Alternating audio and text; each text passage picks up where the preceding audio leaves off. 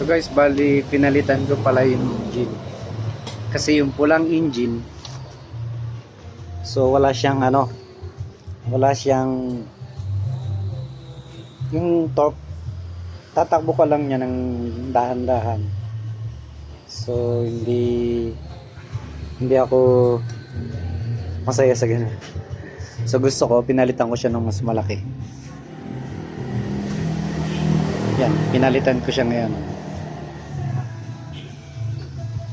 So bali sineset up ko yung niya, yung mounting ng naglagyan ko ng frame, mounting ng engine. So sinet up ko. Same lang din, same clutch yung ginamit ko. So bali ito nga pala yung e-bike na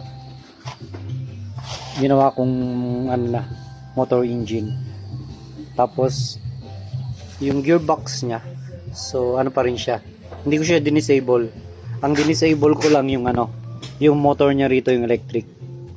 Tapos ni-replace ko ng sprocket type. Yan.